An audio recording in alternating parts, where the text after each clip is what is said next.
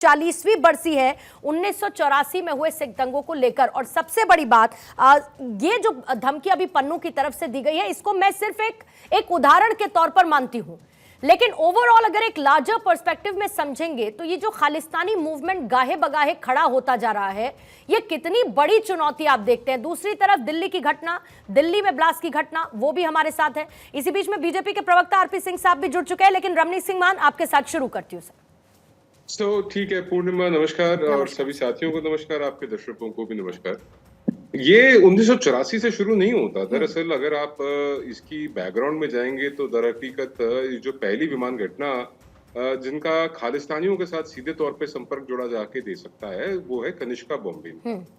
Kanishka bombing का जो wanted था, मास्टरमाइंड था तलविंदर, उसके लिए जब भारत सरकार ने प्रत्यार्पण की जो मांग रखी कनाडा के आगे, तो कनाडा के जो तत्कालीन प्रधानमंत्री थे जस्टिन ट्रूडो के फादर, जिनके पिता पेरी ट्रूडो, उनका ये कहना था चूंकि भारत जो है वो जो ब्रिटेन की रानी है उनके प्रति उतना आज्ञाकारी या उतना समर्पित नहीं है, इसलिए हम ये प्रत्यार्पण की जो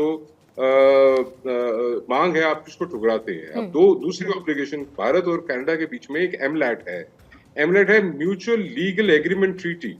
एमलैट के तहत जो प्रत्यार्पण की मांग होती है, या जो भारत के जो क्रिमिनल्स हैं उनको वापस भारत भेजने की, ताकि वो यहाँ पे आके कानून को फेस कर सके, कोर्ट में ट्रायल फेस कर सके, तो ऐसी 26 मांग जो है वो पेंडिंग है और 29 अरेस्ट की जो डिमांड्स हैं वो पेंडिंग है। तो कुल मिलाकर अगर हम बात करें तो 55 जो डिमांड्स हैं भारत की तरफ से कनाडा को, वो गई हुई है और कनाडा इसके ऊपर एक्ट नहीं करता। और आपने जैसे अपनी इंट्रो में बताया, बिल्कुल सही दुरुस्त कहा आपने, कि पश्चिम के जो देश हैं, विशेष तौर पे फाइव आइज के, जिसमें कनाडा और यूएस को अगर हम खास तौर पर ले लें, यूके को भी, तो ये वो कंट्रीज हैं, ये वो मुल्क हैं जो भारत के अंदर किसी प्रकार की जो एक मूवमेंट है, चाहे वो सेपरेटिस्ट मूवमेंट हो, चाहे वो टेररिस्ट मूवमेंट हो, चाहे वो भारत को किसी तरीके से डिस्टेबलाइज करने का काम हो, तो उसको फंड, उसको प्रोटेक्ट और उसको प्रोपोगेट करना, यानी कि उसको पैसा देना, उसका बचाव करना और उसको फैलाने में, उसको आगे बढ़ाने में मदद करना, ये इनका ना केवल ये कहेंगे कि वहां पे केवल ये वहां पे बतौर या बहैसियत नागरिक हैं उस देश के, बट कंट्रीज के जो इदारे हैं, उनकी जो एजेंसीज हैं, वो भी इनको फंड और सपोर्ट करती हैं, क्योंकि उनके सपोर्ट और उनके फंड्स के बिना और उनके सहायता के बिना ये सब करने में कामयाब नहीं है। अगला जो आपका आखिरी एस्पेक्ट था कि ये जो ब्लास्ट हुए, तो अगर हम थोड़ा सा पीछे आ जाएं, बहुत ज्यादा दूर भी आने की जरूरत नहीं है। जब पंजाब के अंदर चुनाव थे, तो पंजाब चुनाव से ठीक पहले लुधियाना में बॉम्ब ब्लास्ट हुआ। उसके बाद पुलिस का जो मुख्यालय है खुफिया तंत्र का, उनके ऊपर एक ब्लास्ट हुआ। उसके बाद एक पुलिस स्टेशन के ऊपर रॉकेट फायर किया। तो ये जो फुटप्रिंट है वो तो खैर अभी मैटर ऑफ इन्वेस्टिगेशन है, क्योंकि ये तफ्तीश में है पूर्णिमा, इसलिए इसके ऊपर ज्यादा अधिक बोल नहीं सकते।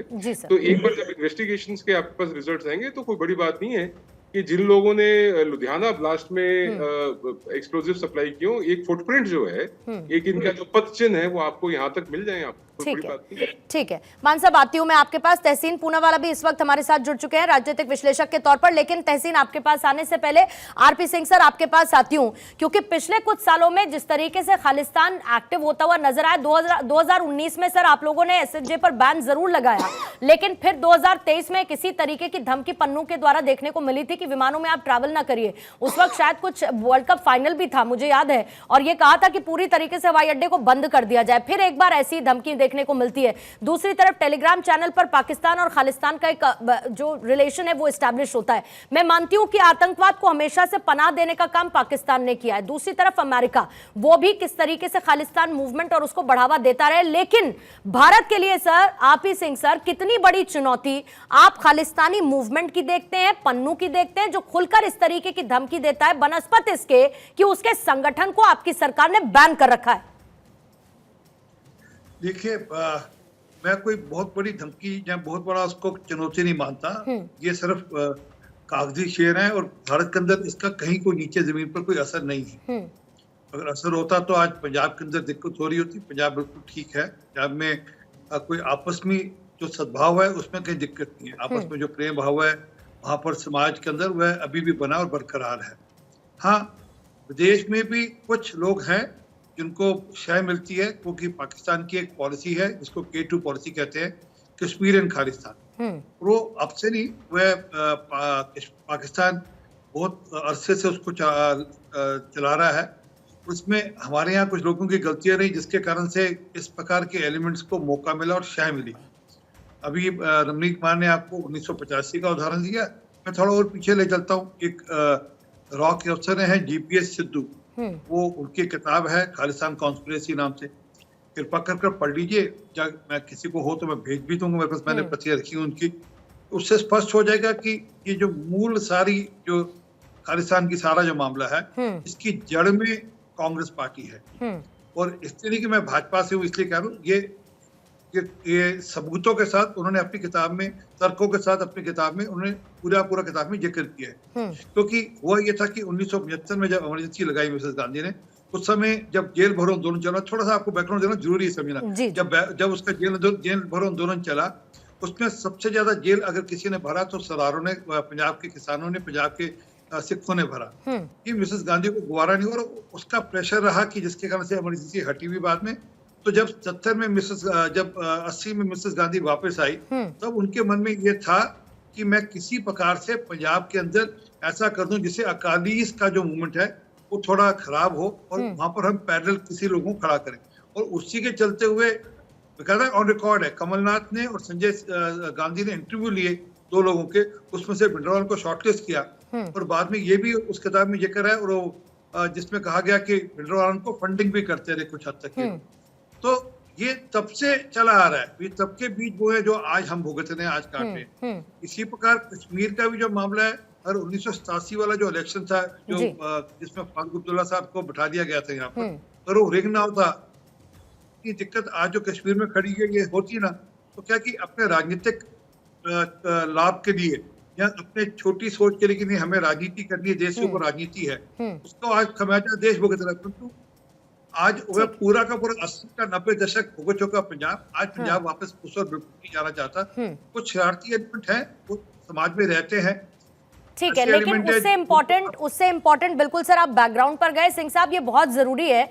लेकिन उस बैकग्राउंड से इतर मैंने आपसे जो सवाल पूछा था वो ये था कि जब आपकी सरकार ने इस संगठन पर बैन लगा दिया, और इससे पहले कई मामले हैं, शायद सब 12 से 13 है, अगर मेरी नॉलेज में नहीं है तो आप अपडेट कर दीजिएगा, और उन मामलों के बावजूद भी आज भी पन्नू खड़ा होता है और इस तरीके की धमकियां देकर चला जाता है, जो कहीं ना कहीं चीजों को डिसमेंटल करता है।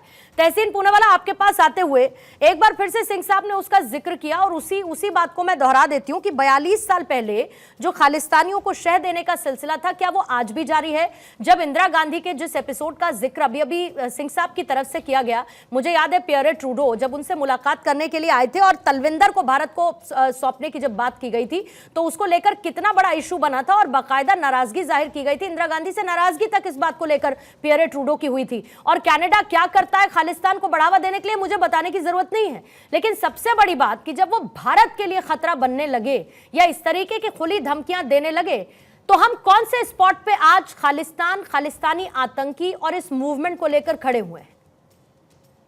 पूर्णिमा जी, आपकी शो में मुझे शिरकत करने का मौका मिला, इसलिए मैं आपका शुक्रगुजार हूँ। मेरा पॉइंट ऑफ व्यू थोड़ा सा अलग है। मैं मान सिंह साहब की बात थोड़ा सुन रहा था शुरुआत में, लेकिन मुझे लगता है हमें अमेरिका और कनाडा को डीहाइफिनेट करना चाहिए। दोनों को हाइफिनेट करके एक ही कॉन्टेक्स्ट में नहीं देखना चाहिए। जहां तक सवाल है अमेरिका का और पन्नू का, मैं उस पर आता हूँ।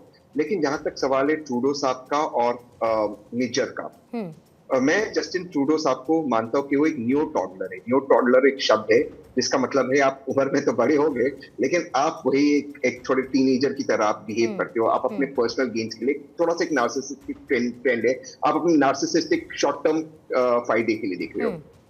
निजर पे 2 या 3 सवाल पूछने बहुत जरूरी है। अगर निजर सिर्फ एक प्लम्बर था तो वो नो फ्लाई लिस्ट पर क्यों था? उसको कनाडा की सीक्रेट सर्विस क्यों ब्रीफ कर रही? ये बहुत इंपॉर्टेंट सवाल है। जो आपने जिस बात का आपने जिक्र किया मुझसे सवाल पूछते समय कि पियरे ट्रूडो, जस्टिन ट्रूडो साहब के जो पिताजी थे, उन्हीं के शासन जो वर्तमान सरकार उस वक्त की भारत की सरकार थी, उन्हें स्पेसिफिक थ्रेट्स दिए थे कि एयरप्लेन की बॉम्बिंग होगी। उसके बाद हम जानते हैं कनिष्क का बॉम्बिंग हुई, और आज तक जिन लोगों ने इस बॉम्बिंग को किया है उन लोगों को कनाडा की सरकार ने श्रेय दिया है, पनाह दिया। यहाँ तक कि एक जो अक्यूज था वो जस्टिन ट्रूडो के साथ भारत गया, फिर भारत की सरकार वर्तमान सरकार उनको बॉयकॉट।